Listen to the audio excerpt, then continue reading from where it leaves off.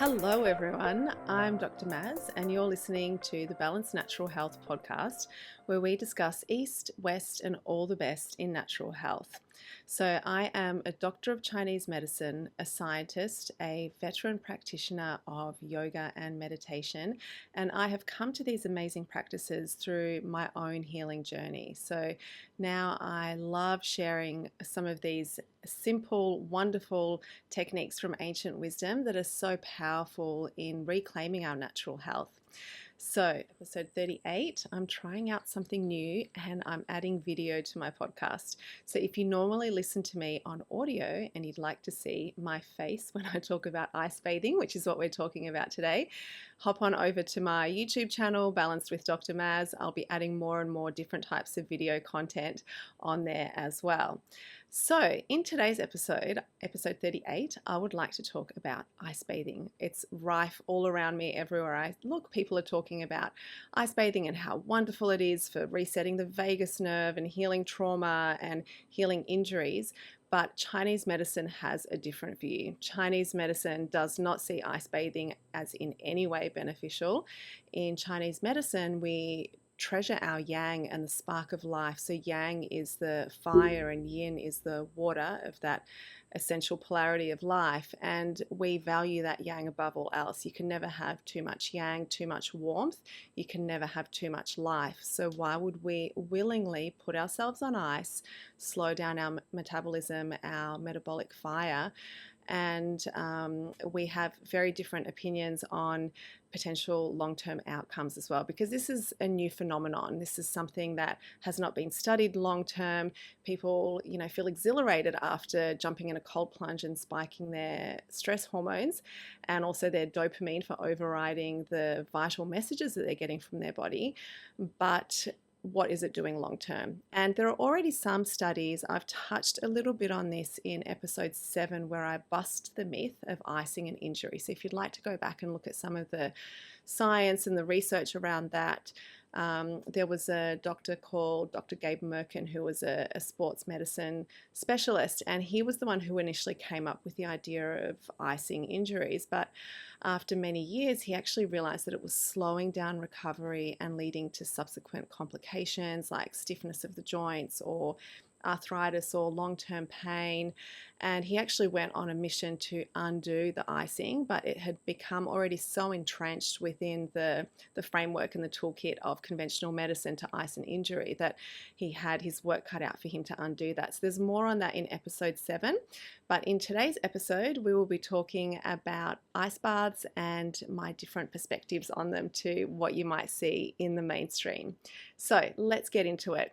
And first and foremost, in Chinese medicine, we always trust the body wisdom. So the wisdom of the sensory, the felt experience, and our experience in each present moment. And when we think about jumping into an ice bath, if you imagine it now, or imagine maybe thinking back on a time when you put ice on an injury, what does your body do? Now, if you're anything like me or anything like the many people that I've observed getting into ice baths or putting ice packs on their body, you might feel a contraction in your body or like a bracing, like a hardening or like the faces I've observed on people, it's like, oh, squishing and contracting. And when you compare that to what it feels like to put warmth on an injury or jump in a warm bath, by contrast, the feeling is like a softening, an ease in the body. And I can't tell you the amount of patients that have said to me with relief, if they've come for injuries, for example, and I tell them, get some heat on it, get it in the sunshine, put moxa, heat bags, heat lamp. I have a heat lamp here in the clinic behind me, and the number of people that say how good it feels when I put the heat lamp on them, or how relieved they are when I tell them they don't need to be putting ice on an injury or on a sore back anymore. They're like, oh, thank God, because it just feels awful and it hurts. And that is the body wisdom. The body always knows. So I think, unfortunately, we're at a point in our society now where we dishonor the vital messages from the body, and I think we have become disconnected. I think we have put mind at the center of everything. And I've certainly had my own journey with this, but then to the detriment of body and soul. But our bodies will always tell us what they need. And so our bodies are literally screaming, please don't put me in this ice bath. It doesn't feel good. And when we compare that contraction versus that ease when we're in warmth or in the warm sunlight, it also has a very specific effect on the body. So in Chinese medicine, we have a saying that where there is no free flow, there is pain. And when there is free flow, there is no pain. So when there's contraction and tightness, things can't flow. And life and health is all about healthy metabolism, circulation, the movement of vital information and fluids and all sorts of vital resources within the body. So if that's being impeded, then all of the parts of the body are not being nourished, waste isn't being excreted and moved. Whereas when we compare that to warmth and the feeling of ease, the name, even when we think about diseases, it's dis-ease, it's not being at ease. And I think that fits with the idea of being contracted and tight. Whereas when we're easeful, when everything's flowing, then health just flows naturally from that. It's why such a big part of our healing practices in Chinese medicine and yoga as well is movement. It's opening up the meridians or the fascia pathways to make sure that there is unimpeded flow and communication through all parts of the body, internal, external, through all the organ systems, nerves, and all of that. So the clue is in how it feels. I think we could definitely benefit from honoring the messages of our bodies a lot more. So as I touched on earlier, everything in Chinese medicine and everything in the world around us, according to Chinese thought, comes down to yin and yang. So yin and yang are the two essential polarities of life, the night and day, the static and the dynamic. And in Chinese medicine, we can never have too much yang or too much spark of life, too much metabolism and movement in the body. As one of my teachers memorably told me, he's like, what's the difference between a live body and a dead one? And it's basically that the dead one is not moving and it's cold. So even before we move into the decomposition stage, the vital spark of life, that yang, that warmth is gone. So in Chinese medicine, we're very much focused on nourishing yang, nourishing life. And that's why we do things like, protect our kidneys and our neck from wind and protect our body temperature. And we choose cooked and warm food because it nourishes the earth element in the digestion and supports our qi and our energy. And this has an interesting parallel in the area of structured water, which you might have heard me talk about. So fascinated by it, and I think it explains so much of the physiology and dynamics of Chinese medicine as well. But basically, with structured water, there's the idea that there is bulk water, or water that is not, where the molecules are not organized in any coherent way. And then we have beautifully structured water, where there's actually an order and a lattice-like structure to the water, which means that it allows for an easy flow of communication and neurotransmitters, messages all through the body, so we can have coherence. So the whole body can sing like a symphony rather than a disjointed, out of tune collection of mismatched sounds and frequencies. And one of the things that brings structure to our water is heat, infrared heat. So one of the ways to structure the water that we drink, but also the water in our bodies, because sidebar, by molecular count, we are, some say, 99% water molecularly, and by weight, or by volume, we're 70% water, so, or roughly thereabouts. So that's a huge component of water, whichever way you look at it. And the quality of that water, how organized and how vital that water is going to have a huge impact on our state of health and our state of vitality. And like I was saying, one of the ways to structure water is to get out in the sun, because sun has that beautiful heat that helps to organize the water into a structured arrangement. And the same with infrared as well. And infrared is basically warmth coming off, say, the touch of our own touch or someone else's touch, sitting by a warm fire, or even in warm water, we can get infrared energy from warm water. So it's interesting to consider that sitting in warm water will provide that beautiful structuring to our body water, But I don't think the same is happening when we're sitting in cold water. I think our bodies know that, and I think that's why there is hardening and contraction. And just going back to that hardening and contraction in Chinese medicine, but also in modern medicine, we consider that the diseases of aging, and here I'm doing quotation marks on diseases and aging because I have a very different perception of the messages that our bodies are sending us. I don't think of it as disease or something to be scared of. I think they're messages to be honored. And I also have different ideas to aging than what's bandied about in the mainstream. So, but anyway, if we're going back to the conventional ideas about disease and aging, there's often a common element of hardening and dryness and tightness to these diseases. So like atherosclerosis, hardening of the arteries, hardening of the joints. These kind of things are a lack of flow, a lack of suppleness, and cold is what contracts. Cold, when we put something on ice, we literally make it harder and tighter. So if we want to age vitally and vibrantly and feel amazing, then I think nourishing our yang and nourishing the warmth and flow of our bodies is so vital. It's such vital importance to nourish that aspect. A common objection or question I can get when I talk about ice bathing and how it's not amazing for our bodies is, but it feels so great. And yes, it can feel amazing and exhilarating because it is releasing vast amounts of vital hormones, vital stress hormones, adrenaline and cortisol, as well as potentially dopamine at the relief of achieving the goal that you've set out to do. Because when we set ourselves a task and we achieve it, that can result in a release of dopamine, which can feel great too. But I ask, what have we achieved? We've achieved a denial of our body wisdom. It's like a modern day mortification of the flesh. We're like totally abandoning a vital part of ourselves. So that's not really something that I strive for achieving. I seek to find my dopamine in other ways, like decluttering or tidying, or there's so many ways it can be achieved. And as to the stress hormones, yes, that can feel absolutely exhilarating and amazing. We can feel invincible. And I think in the modern day, many people are running on stress hormone addiction. And I put my hand up, and this was me. I was addicted to stress. I was in a high pressure job before Chinese medicine. Insane, literally insane, meaning not healthy hours, like 80 hours a week. That was not uncommon. I was addicted to high pressure deadlines and multitasking, and it got to the point where when things slowed down, I would feel absolutely exhausted because that vital supply of stress hormones that I'd been relying on had been cut off.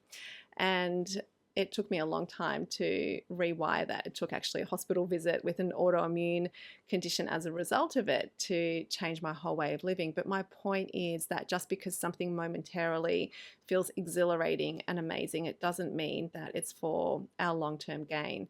And in fact, in Chinese medicine, we have a very fundamental philosophy of the middle way. So in the modern day, I think, again, generalizing, but there's this I think obsession, addiction to quick fixes and heroic things like going really hard and smashing it and achieving things instantly and like extreme biohacking, whereas slow and steady wins the race. It's the little things that we do every day that we choose to do for supporting our health and vitality that actually have the long-term benefits. So this means that rather than dunking ourselves in an ice bath and freezing ourselves and denying vital body messages and encouraging that disconnection from between body, mind and soul and that disrespect and dishonoring of the body, that maybe it's actually dropping into the body every day and feeling the sun on our skin, getting our feet on the bare earth and feeling that connection with grounding and taking time every day. It can just be a few minutes, say in the morning and before bed and perhaps before each meal, taking a few deep breaths and checking in, where am I today? What do I need? And what's present for me in this moment? It's those little check-ins that can create lasting change and without a drastic cost on the body. So going back to the stress hormones in Chinese medicine, these are linked to our kidney energy. and our kidneys are a whole system that are beyond just the kidney organs in Chinese medicine. It also includes our adrenal glands, which are the ones that release the stress hormones, and it also governs a lot of our endocrine or hormone function, which is the underpinning of so many things. And when hormones are dysregulated, we see things like thyroid issues or reproductive changes or issues, say, or discomforts with menstruation or walking through changes of life like menopause, for example. So the kidneys are an important foundation to our health, and without healthy kidneys, we do not have healthy aging. We don't heal as well from injuries. Our bones and teeth might degenerate because the kidneys rule the bones and teeth. Also has a strong link to brain and mental function, so cognitive decline. We really want our kidneys to be vital and strong, and this is why, for example, we don't walk around on cold floors. We definitely walk on the grass and outside and beach sand, for example, but we don't walk on cold tiles, for example. We wear slippers and socks to keep our feet warm because the kidney channel begins on the sole of the foot. Very important also when there's things like painful menstruation. We want to keep the feet warm because the kidney channel connects up to the areas around the uterus. So we're always looking at nourishing the kidney channel. We look after our lower back as well, where we have lots of qigong movements to bring flow to the area and warmth. We don't expose the back to cold weather and cold winds. It's a really precious area to be protected. And so if we're constantly stressing out the kidneys with getting them to squeeze out stress hormones, and that's going to deplete them over time. And interestingly as well, the kidneys are linked to the water element, and they're linked to cold, and they're linked to fear. So all of those things combined in an ice bath. There is definitely an element of fear. Even if the mind overrides, the body still has trepidation and tightness. So all of those are going to undermine that kidney energy. And I unfortunately think that when we look back in 20 years' time, we're going to see not wonderful results from people who have been habitually dunking themselves in ice baths. I think it's not conducive to favorable long-term health outcomes. And another lens that I look through when I consider ice bathing and if it's of benefit or not is I always look to Mother Nature. Mother Nature always knows best, and when we look at Mother Nature, we don't see animals choosing to sit static in cold water, whereas we do see animals going to sit in warm springs, but we don't see animals choosing to sit static. And this is really important. There is a vital distinction, say, between an animal like a polar bear, who, by the way, has layers of protection against the cold, but an animal like a polar bear jumping into freezing polar waters to go fishing, that animal is diving in and moving. They're dynamic. So dynamic movement is yang, being static and sitting still is yin. So if we're being dynamic and moving in freezing water, which is yin, there's a yang and yin balance of some kind. Whereas if we're sitting static, completely yin, in yin freezing water, which is yin, where's the balance? It's yin on yin. And life is all about dynamic balance. It's about that dance between yin and yang. So there's yet another reason why I am not a fan of ice baths, because Mother Nature does know best. And another thing I always look to is, what have ancient cultures done? I mean, as a Chinese medicine doctor, obviously I value the thousands of years of continual practice that we have behind us. This is thousands of years of medical application that has been backed up time and time again. And in our medical textbooks and our medical knowledge, we do not advocate for that. I think there's this tendency in the modern day to aggrandize and idolize the modern, but when we look at what we have achieved with health, when we look around us and we look at the health statistics, beyond what we've achieved through sanitation and running water in the last couple of hundred years, I'm not really seeing that our health is improving, and certainly the statistics seem to match that. Not that I'm a huge fan of statistics only, but there are some numbers that suggest that actually the generation coming through now is going to have a shorter lifespan than its parents, which makes you wonder, are we really doing things that amazingly and that right if actually lifespan is shortening? And also, when we look at the burden of chronic disease and how many multiple chronic diseases can be prevalent in like one single person, we actually have to ask ourselves not only that quantity of life, but also the quality of life. Is it really improving? So, anyway, that's my little diatribe. Back to what ancient medicines say. I've heard some proponents of ice baths talk about how they have ancient uses. But when I actually looked back at the texts that they claim were supporting ice bath use, it seems that it's actually not the case at all. So advocates of ice baths have claimed historical foundations, for example, in Greek, Egyptian, and Roman medicine. But when I looked into the sources that they were claiming, the reality painted a very different picture. So when it comes to Egyptian medicine, often there is a source quoted, which is the Edwin Smith Papyrus, and that's from circa 1600 before the Christian era, or BC. And in this one, they actually explicitly talk about cold therapy being used just for the local application of cooling herbs to a diseased chest wound. So not immersion of the whole body, but actually cooling herbs, which we have in Chinese medicine as well. Sometimes we use cooling herbs locally to contain the loss of yang in an area. And this is a similar idea in Greek medicine as well, where ice was only ever used in cases of such a deathly fever, such an extreme loss of yang that a person is about to die. It is emergency medicine only.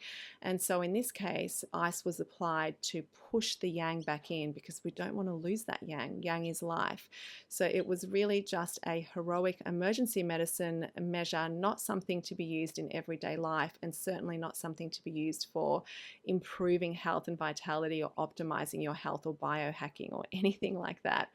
There is also another example in Greek medicine of local application of ice to a bleeding wound, and we can understand why this would be useful because it would stem the flow of blood. So if someone's losing a vast amount of blood, then putting on ice on the area will cause constriction of the blood vessels there and will stem the loss of blood. Blood is yang as well. So again, it's just an emergency measures, not for nourishing life.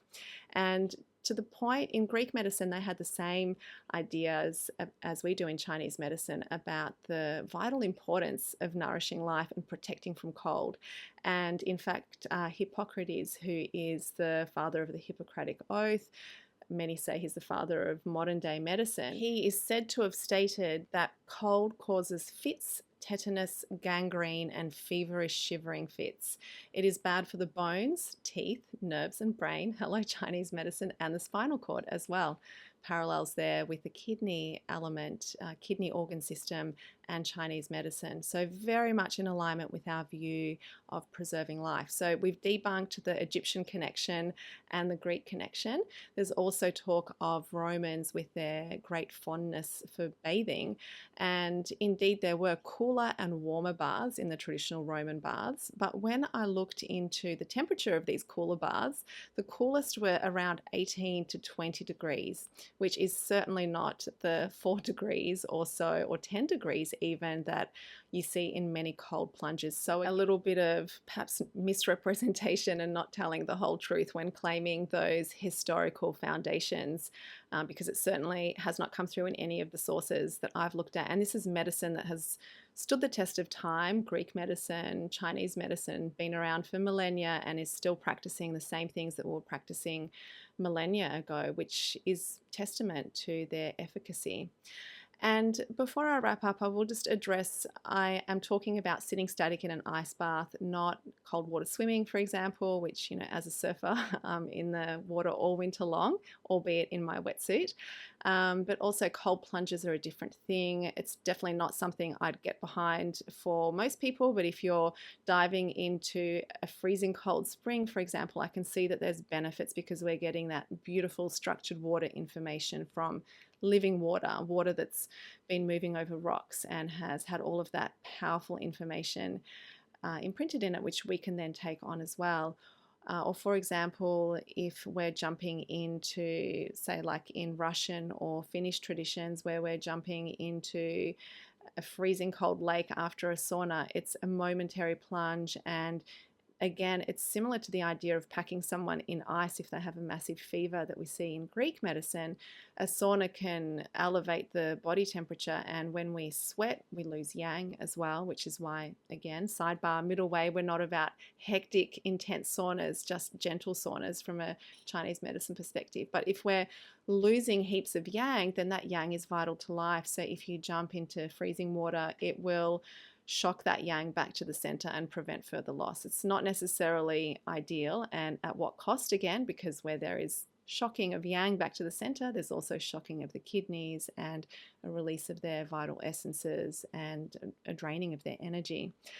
So I hope this has been interesting, illuminating, maybe given some food for thought.